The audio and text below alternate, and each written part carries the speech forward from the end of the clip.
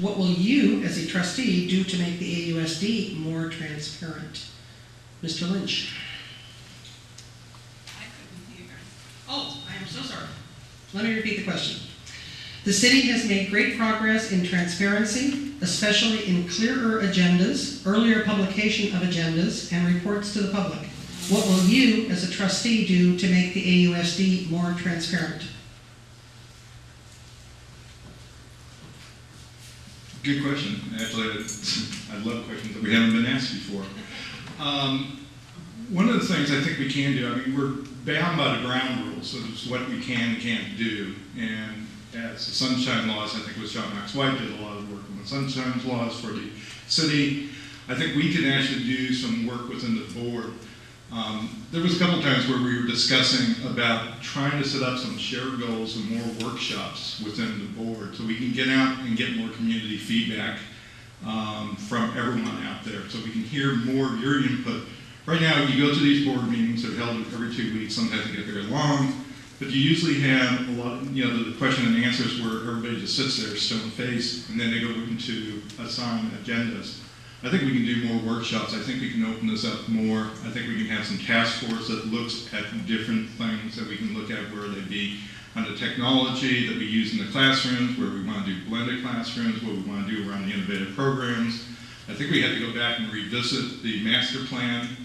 All these can be set up as workshops. And one of the things that I think the superintendent's done a good job is getting that community input back into the process. So as a board, I think we have to agree on some really high-level goals, what we want to do as a board, what our top goals are on the board, where that be, for my top goal that I want to share, hopefully get buy-in on, is that everything we do is for our kids. All the money we spend is for our kids. And then everything drives from that, where it's to improve the relationship between the teachers and administration, where it's where we spend our money in the district. It all drives from that. And then I think all the community workshops would be around that. And I think that would be a good input in the solicit input across all groups of people. And actually, as my current role as the PTA Council President, that's something I've been striving to do, is get out information from different groups out to different people. In fact, I had a talk with someone here early tonight to get out information from what's happening at the Mastick Center out to the PTAs, because it's a great communication vehicle. Thank you. Mr. Murphy. Thank you. This is something we desperately need, is a transparency system. We currently have all the meetings on video. I don't know why I have such trouble with this. Must be, I might have a higher pitch voice or something. So at any rate, transparency is definitely key. And I think we should post our budget on the website, actually. I think that would be a great idea. And so the public knows how much there's not this, sometimes I feel like going to one of the board meetings is like a used car salesman, where there's like 3 different invoices, and what invoice we're going to look at here, because the numbers are not clear. Sometimes it's questionable the number that the board's presented of how much money we have for such and such allocation, and then there's another whole a budget you find out about when you explore and investigate deeper. And I think we definitely need to have it on the web page, how much money we have and where our money is going, for a full transparency, and that would reestablish a trust. I also believe we should have a budget allocation model adopted here, so we don't get a bunch of rhetoric to say we need to spend money on this urgently, and have an ad hoc meeting, or suddenly let's have another meeting in the middle of the summer after July 4th when everyone's on vacation, and make the important decisions like the Mariner Square administrative offices was made in that fashion. That was a questionable transparency issue. And if we have the budget allocation model in place, our priorities will be pre-established, and we won't be sold rhetoric from all parties involved. Thank you. Mr. Peterson?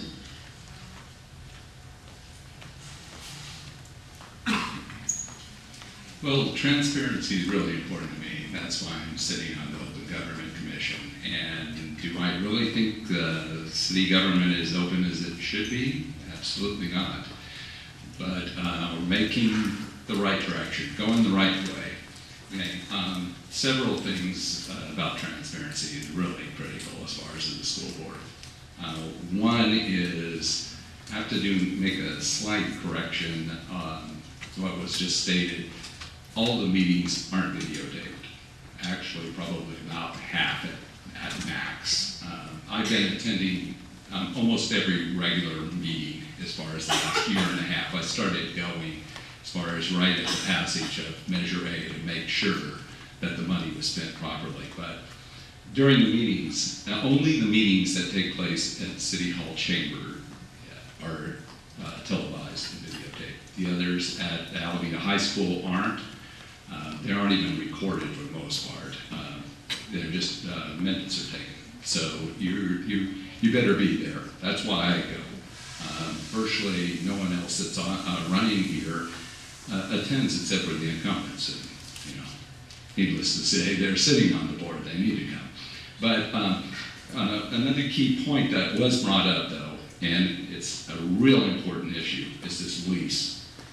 Lease actually took place. The vote on the lease took place at a July 27th, Friday night meeting in the middle of the summer. I mean, first of all, there wasn't enough clear information given about it in the first place as far as determining factors, but you can't do it then. You have to do it during the school year. It's too important. $3.5 million deal here. We can't just have them do it behind closed doors, basically. Thank you.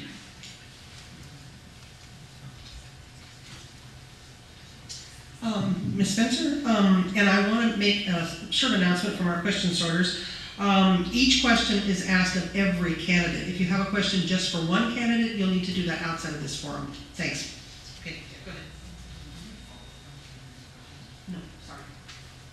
After we're finished. Okay, so I'm on the board right now, and I vote no on these issues because of this problem. We have a problem with transparency. Actually, our current president, Margie Sherritt, must have just left, but we have actually had improvement. We used to get our packet, and it was posted online on the Friday before the Tuesday meeting. That is truly not enough time. So now it's usually either Wednesday or Thursday that we get the agenda, and then the packet is forthcoming, so at least the agenda is up there. So there has been some improvement. It is not enough. Other school, we have meetings with board members across, the area, and some school districts will have it like 2 weeks in advance. We've had a problem with the agendas in regards to what is written on the agenda item so people understand what it means. Recently we had an agenda item that was superintendent performance goals. It omitted the word pay, which I said needed to be included so that people understood. This is actually, we're talking about the 3 goals where the superintendent gets additional monies for those goals, up to $5,000 each if we have 3 of them. We recently had a meeting where the front doors were locked out and people were trying to get in and couldn't get in. And I requested that all of the non-urgent items that had been voted on then come back at the next regularly scheduled meeting for a vote by the public. Unfortunately, that didn't happen. We had a special meeting with 24 hours notice on a Monday, I believe, in the evening in the superintendent's office with next to nobody there, which is not what a public meeting should be. I pull items from consent. For instance, we have a ratification of contracts as a regular item. I've requested that the items, that the contracts actually be specified on the agenda so people know what we're talking about. Doesn't happen. I pull warrants. Other districts, that's the bills. Other districts put that online, all the checks that the district pays. We don't do that. I can't even get it to be made public. There is a problem. Thank you. Mr. Mooney.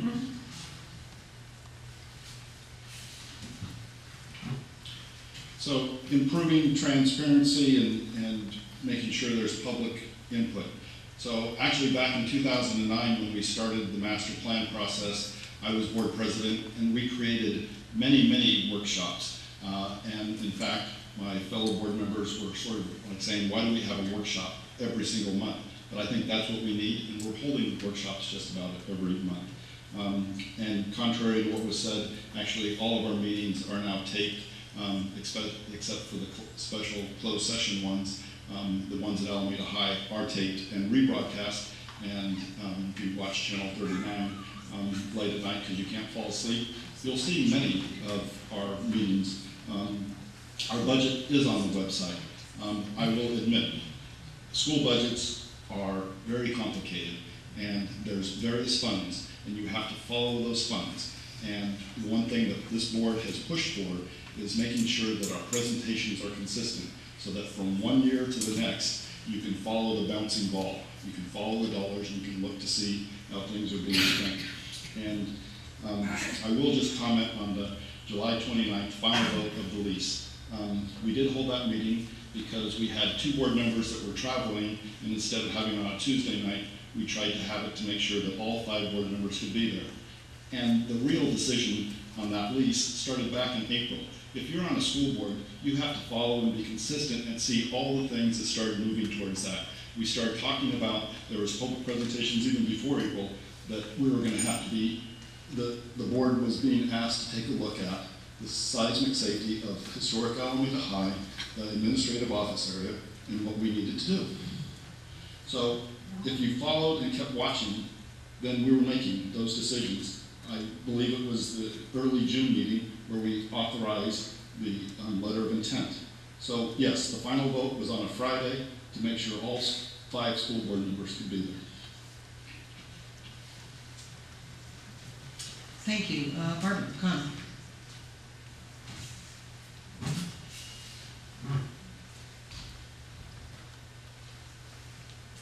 Well, I am really concerned about this issue.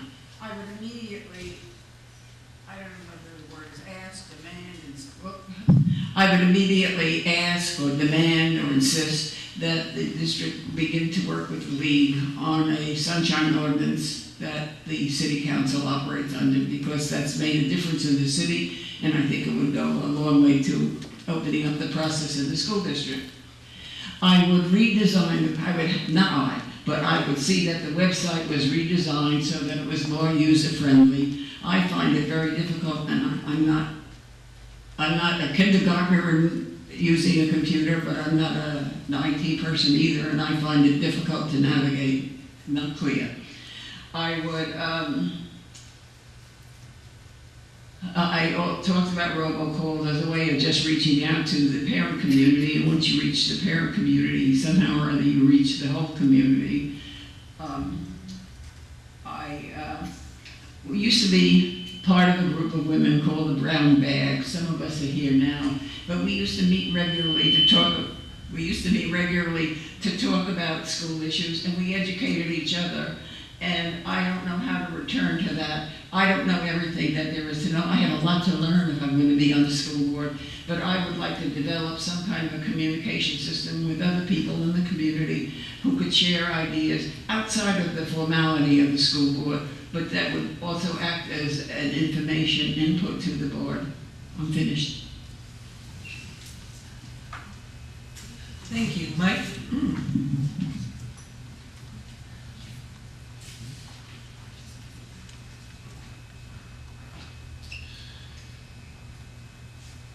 In a number of different positions that I've held, I had responsibility for having to adhere to the Brown Act, to run corporate board meetings, and so I'm very familiar with the discipline that you really need to have when you run a meeting. If I were to fault what I sort of see is what has been happening with the way we have our meetings at the school district here. Things are done at the last minute. They should be done a little bit earlier so that there's actually more adequate time to review that information. I certainly agree that if the school district were to adopt the Sunshine Act, which the city has, it actually builds in greater time for that review to occur. So that's a good thing. That is a part of what we all understand is what makes meetings work well.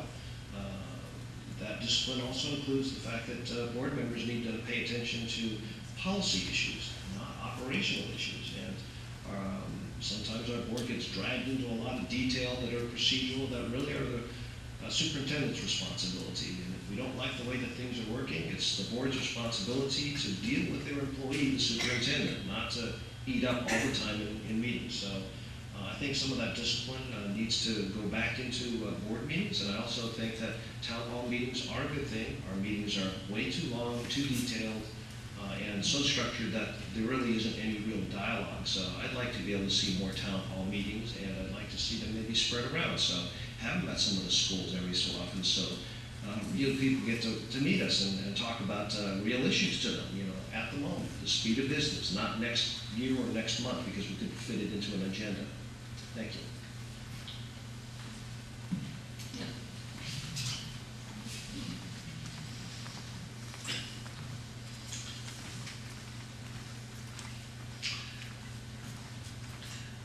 In the school board, we always have 2 members build agendas 2 weeks before the board meeting. And many of these items are mandated items that need board approval. In the past, it was a challenge for the staff to provide the information in a timely manner by Friday before the board meeting. And that's because they didn't have any centralized mechanism for staff to submit all the information in one way. So we get bits and pieces, and finally the superintendent's office had to put everything together on that Friday or Thursday. Now we recently purchased a NOFA system. Staff can now submit their information earlier for the board to review. As the district continues to resolve the problem of the NOVA system, every system always have issues that staff cannot address, or agenda is going to improve. So when the 2 board members meet to plan the agenda, we usually point out problems that happened in the past, and also give feedback from what the public have told us, and ask the staff to address these issues. We do plan agendas, 2 agendas for 2 board meetings 2 weeks before.